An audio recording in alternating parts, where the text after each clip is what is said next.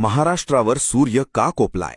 46 अंशांच्या पार गेलेलं तापमान ही तर फक्त सुरुवात आहे. कारण 140 वर्षांनंतर पृथ्वीवर पुन्हा एकदा येतोय सुपर एल निनो. हे केवळ ऊन नाही तर येणाऱ्या महाभयंकर संकटाची नांदी आहे. काय आहे हा सुपर एल निनो? याचा आपल्या जीवनावर काय परिणाम होणार? जाणून घेऊया पुढच्या काही मिनिटात. सोप्या भाषेत सांगायचं झालं तर पॅसिफिक महासागरातील पाण्याचं तापमान जेव्हा अचानक वाढते तेव्हा जगाचे हवामान चक्र बिघडते. यालाच एल निनो म्हणतात. पण यावेळी शास्त्रज्ञ याला सुपर का म्हणतायत? कारण 140 वर्षांपूर्वी म्हणजेच 1877 मध्ये अशी स्थिती निर्माण झाली होती ज्याने कोट्यावधी लोकांचा बळी घेतला होता.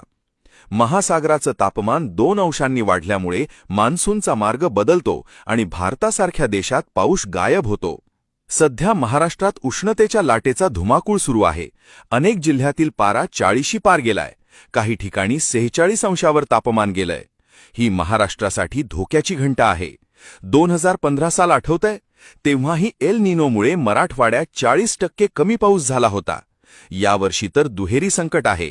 एकीकडे ग्लोबल वॉर्मिंगमुळे पृथ्वी आधीच तापलीये आणि दुसरीकडे हा सुपर एल निनो. याचा थेट परिणाम आपल्या शेतीवर होणार आहे.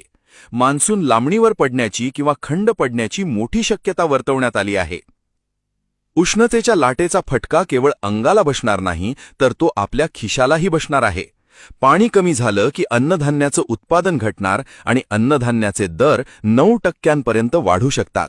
रात्रीचं तापमान सुद्धा वाढणार असल्यामुळे शहरांमधील सिमेंटची जंगले हीट आयलंड बनतील, जिथे सामान्य माणसाला जगणं कठीण होईल. मित्रांनो, हे नैसर्गिक संकट आपण पूर्णपणे थांबवू शकत नाही, पण झाडं लावून आणि निसर्गाचं रक्षण करून त्याची तीव्रता नक्कीच कमी करू शकतो. पाणी जपून वापरा आणि या भीषण उष्णतेत स्वतःची काळजी घ्या.